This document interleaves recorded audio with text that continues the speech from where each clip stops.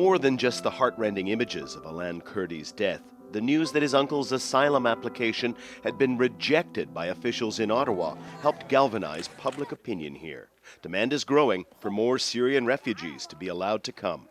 This brother and sister were among 60,000 Vietnamese resettled here in the 1980s. They're leading efforts in their own community to help people fleeing Syria. Overall, everybody we've talked to have been very generous, and they know what we've gone through, and they're willing to step up and really help out on our cause. Try to help as much as we can for those who need help that we've been through before. For the first time ever, refugee policy has become an election issue.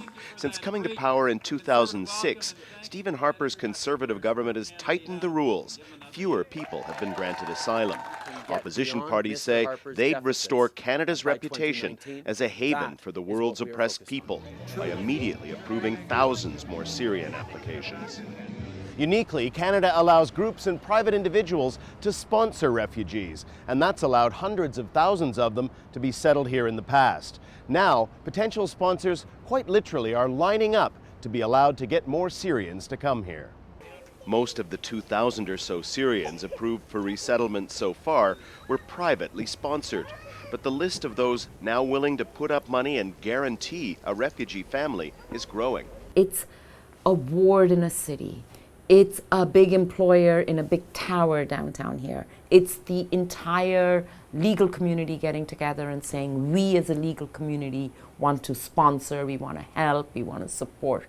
Faced with that demand, the government says it's making changes. Canada will make it easier to resettle people from Syria soon.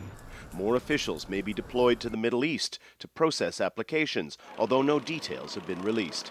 Activists for refugee rights remain skeptical. When the government, under the pressure of an election campaign, makes declarations or announcements about what it is doing or what it will do, there's reason for concern that these election promises may be disingenuous.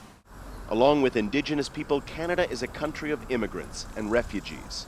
Many here hope more Syrians can soon become part of the growing diversity that most Canadians view with pride. Daniel Lack, Al Jazeera, Toronto.